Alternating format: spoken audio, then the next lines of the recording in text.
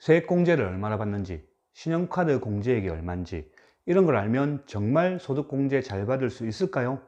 물론 그럴 수도 있을 겁니다. 그런데 1년마다 세법도 바뀌고 공제 내용과 범위도 매년 바뀌다 보니 매년 하면서도 해마다 새롭습니다. 세액공제를 줄줄 깨고 있고 신용카드 공제액을 줄줄 외우고 있는 당신에게 묻습니다. 연말정산이 뭐죠? 소득공제는 또 뭔가요? 혹시라도 이 질문을 받고 우물쭈물하고 있다면 가장 쉽게 배우는 연말정산 소득공제, 오늘 영상 놓치지 마세요. 네, 안녕하세요. 더 쉽게 알려드리기 위해 더 깊이 생각하는 채널 C 그아재입니다. 오늘은 1년에 한 번은 꼭 하는 것, 하지만 할 때마다 매년 헷갈리고 어려운 연말정산과 소득공제에 대해서 정말 쉽게 알려드리도록 하겠습니다. 먼저 오늘 이 시간에는 연말정산과 소득공제에 대한 개념을 잡는 그런 시간을 갖도록 하겠습니다. 먼저 소득공제부터 들어갑니다. 소득공제에서 소득은 아실 거고 뭔지, 공제란 말이 어떤 의미인지 확인 한번 해보고 가겠습니다. 이해를 돕기 위해 지금부터 상황을 아주 단순화시켜서 설명을 해보겠습니다.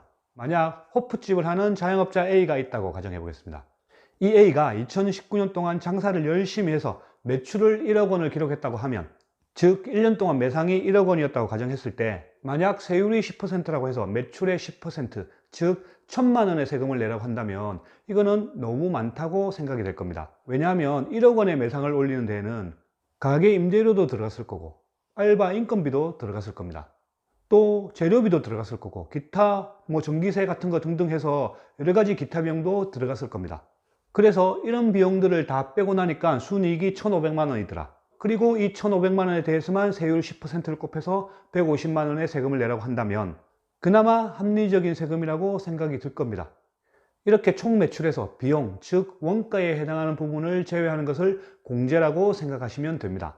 그런데 문제는 자영업자 같은 사업자는 이렇게 비교적 원가의 개념이 명확하기 때문에 어렵지 않게 공제를 계산해 낼 수가 있는데, 사업자가 아닌 근로소득자의 연봉에서는 원가의 개념을 뭘로 봐야 할까요? 그래서 나온 개념이 소득공제, 즉 월급에서 원가의 개념을 찾아서 제외한다는 겁니다. 말이 좀 어렵죠? 역시 쉽게 예를 들어 보겠습니다. 자, 이번에는 2019년 연봉이 3,000만 원인 직장인 B가 있습니다. 앞의 자영업자 사례에서 매출만 연봉으로 바꿨습니다. 연봉이 3,000만 원이고 세율이 똑같이 10%라고 했을 때, 그래서 300만 원의 세금을 내라고 한다면 이거 너무 많다고 느끼실 겁니다. 그런데 이렇게 하지 않고 2019년에 받은 연봉 3,000만 원에서 원가를 빼고 나서 세금을 부과한다면 훨씬 세금은 줄어들 수 있을 겁니다. 그럼 원가가 비교적 명확한 자영업자도 아닌 근로소득자의 원가의 개념을 뭘로 잡을 거냐? 자, 지금부터 들어갑니다. 첫째, 회사 생활이 힘들고 스트레스 받고 어려워도 가족의 응원, 격려로 열심히 회사를 다닐 수 있었다고 보고 가족 구성원 1인당 150만 원을 원가의 개념으로 잡아줍니다. 물론 장애인이 계시거나 고령자가 계시면 추가 계산도 있습니다. 이를 인적공제라고 합니다. 그리고 1년 동안 개인연금 가입액이나 일정 요건에 맞는 주택담보대출에 대한 이자 등도 원가의 개념으로 잡아줍니다. 또 회사에 다니기 위해서 옷도 사 입고 식사도 하고 교통비도 쓰고 등등의 소비 지출을 하게 되는데 이 금액도 역시 원가의 개념으로 잡아줍니다. 그리고 기부금 등도 원가의 개념에 포함해서 총 연봉에서 제외해 줍니다.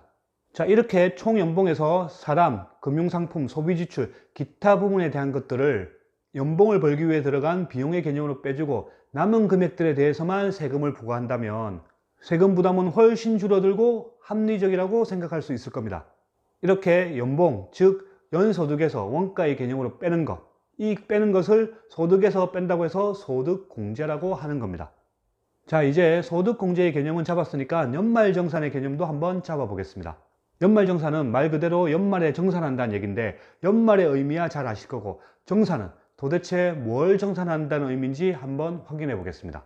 일단 우리가 월급을 받을 때 급여 명세표를 보면 근로소득세라고 이름이 붙은 세금을 매달 떼고 있는 것을 확인하실 수 있을 겁니다.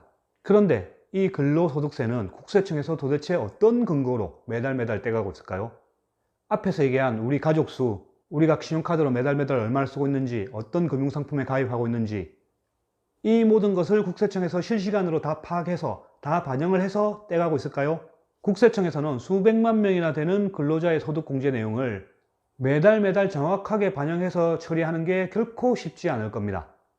자주 바뀌진 않겠지만 출생이나 사망 등으로 가족 수도 바뀔 수가 있고요. 연금 상품이나 주택담보대출 등도 연중에 가입이나 해지가 빈번하게 일어납니다. 그리고 신용카드 사용액을 실시간으로 반영하는 것도 결코 쉬운 일은 아닐 겁니다. 그렇다고 이게 어렵다고 해서 국세청에서 매월 근로소득세를 부과하지 않고 이런 내용들을 다 취합한 다음에 1년에 한 번만 세금을 부과하게 되면 아마도 어떤 사람들은 12월 달에는 월급을 한 푼도 받아가지 못하는 일이 생길 수도 있을 겁니다.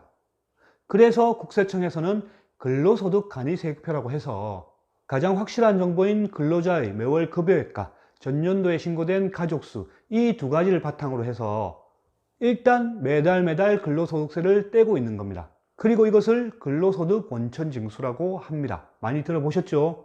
예를 들어서 월급여가 351만 원이면서 가족수가 4명이라고 한다면 매월 59,840원씩을 원천징수, 즉 미리 세금으로 걷어간다는 얘기입니다. 참고로 월급이 똑같은 351만 원이라고 하더라도 가족수가 6명이면 매달 떼는 세금은 33,590원으로 줄어듭니다. 자, 이렇게 급여액과 가족수를 바탕으로 매달 떼가다가 1년이 되는 연말에 1년 동안 변경된 내용들, 즉 가족수 변경이나 소비지출 변경, 금융상품 가입 내용 등을 모두 반영해서 1년치 세금을 다시 계산합니다. 이때 근로소득 간이세액표를 바탕으로 12달간 냈던 세금하고 1년이 된 시점에 여러 가지 내용들을 다 반영해서 새로 계산한 세금을 서로 비교해 보는 것, 이것을 정산이라고 하고 특히나 연말에 한다고 해서 연말정산이라고 하는 겁니다. 자, 예를 들어 설명해 보겠습니다. 직장인 B의 매월 급여액이 256만 원이고 가족수가 4명이라고 한다면 근로소득 간이세액표상 직장인 B가 매월 납부한 근로소득세는 14,420원, 그리고 12달을 냈으니까 1년간 낸 총 세금은 17만 3,040원이 됩니다. 그런데 이 직장인 B가 연말에 소득공제를 열심히 한 결과 실제로 내야 했던 세금이 10만 원이었던 걸로 그렇게 계산이 된다면 1년치 내야 하는 세금은 10만 원인데 지난 12달 동안 그거보다 많은 총 17만 3,040원을 냈었기에 결과적으로 7만 3,040원을 돌려받게 되는 겁니다. 여기까지가 우리가 매년 하게 되는 연말정산의 과정들입니다. 세법은 해마다 바뀌기 때문에 연말정산의 내용이나 범위도 물론 해마다 바뀝니다. 하지만 오늘 본 영상을 통해서 연말정산과 소득공제에 대한 기본 틀을 잡고 계신다면 앞으로의 연말정산은 한층 더 쉬워질 수 있을 겁니다. 도움이 되셨다면 구독과 좋아요 부탁드리고요. 지금까지 그래 아직 재테크를 그 아재였습니다. 감사합니다.